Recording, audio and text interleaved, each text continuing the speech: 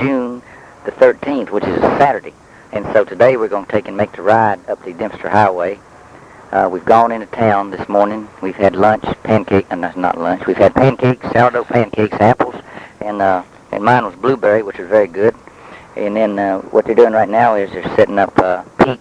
We met up with Pete and Melinda again. They're setting the points on his bike, and I'm going to break camp and load up.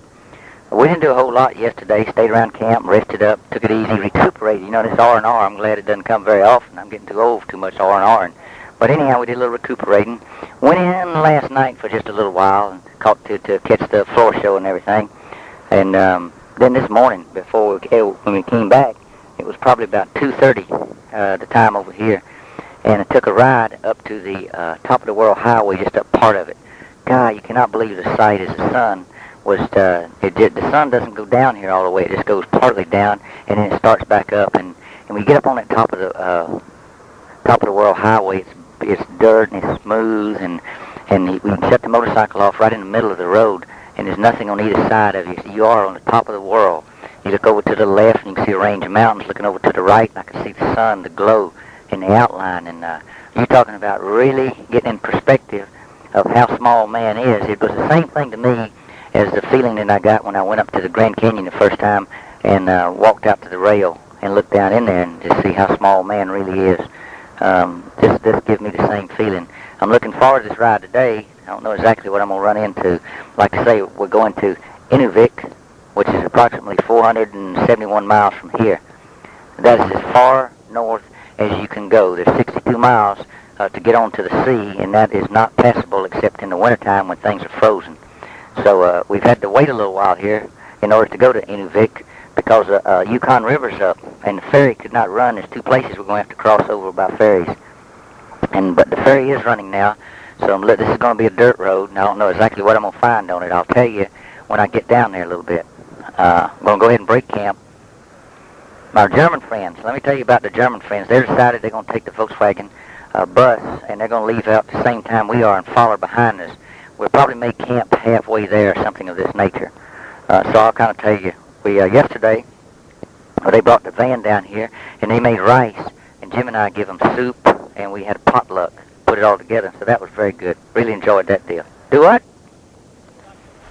Well, it's 5:09 Oklahoma time, and we just finished up on loading up the bikes, and we got Pete's bike going, and we're going into town, and we're going to meet Udo and Gut in there and get our supplies and everything, and then we're going to head out on the highway, looks like. Everything looks good. Possibility of rain. Hope we get just a little bit. No, we don't. No rain. One guy that's with us, the guy fighter, I'm worried about him because he couldn't hardly stand up on the ferry last night. Had his good riding. What were those? No, actually I was down on the deck waiting for you. Well, what were those shoes you had on? If you're going to be telling stories, tell a story about how you took off. Well, it is now. It's June the 13th, and we are at the Arctic Circle. Latitude 66 degrees, 33 north. I check my thermometer right now. It's dropped to. Yeah, dropping fast, coming on down to. Dropping from 60 and it's coming on down. Everybody's setting up the camera here. We've got the two guys with us from Germany that are traveling started out from over here in Florida. They've really been neat people to us. They have a Volkswagen van. They've been like pit crews for us. They're waiting for us at the halfway mark, and they had a hot tea for us, and they're really spoiling us. Hey, this road is unreal. I'm going to tell you about that in a minute. We're kind of excited here about just getting here. Let's kind of unwind a little bit. We're looking around, and we don't see anything. I just cannot believe the vastness of it. Hi. Oh, yeah. I thought we were all getting in it? Okay. We got to go over here and pose for a picture. Walking up to the dealer right now. Where it says. You get to see all this here in a little bit. It tells us about it. Okay, so what we got here now, we started out with 3 BMWs, and we still got 3 BMWs. We got Fighter with us from Anchorage. He's come up. Like I say, we've got the 2 German guys. We'll have a hard time pronouncing their names. We'll get this down. I'm going to have them say their names. Behind the bike? For him? Here, come and say your name in this. Say your name in this, who you are. I'm Udo Erath from Germany. And from where? Swabian Mountains, south of Germany, near Stuttgart. Okay.